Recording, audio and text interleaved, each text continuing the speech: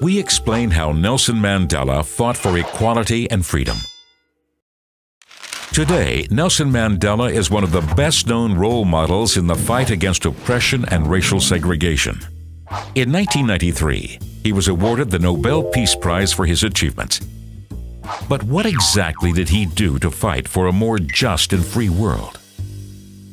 On July 18, 1918, when Mandela was born, his father gave him the name Rolihlahla, which means something like troublemaker. A coincidence or a sign of things to come?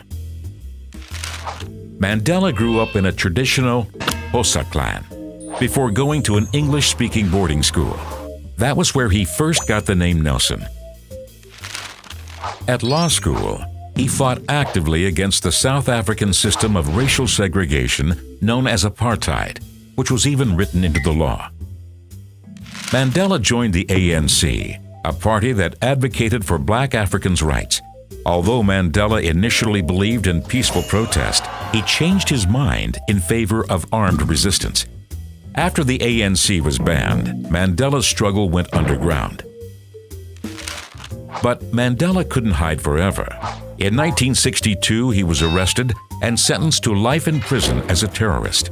Although some Western politicians supported his imprisonment, more and more people around the world advocated for his release.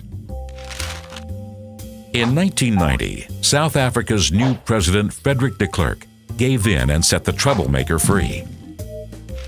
4 years later, Nelson Mandela ran for office in the country's first democratic election and was voted in as South Africa's very first black president. Considering himself the president of all South Africans, he united the country that had been divided along racial lines.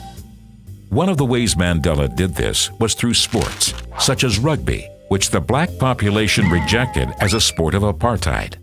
When South Africa hosted the Rugby World Cup and won the final, Mandela gave the team captain a congratulatory hug in front of millions of viewers, an enormous gesture of reconciliation.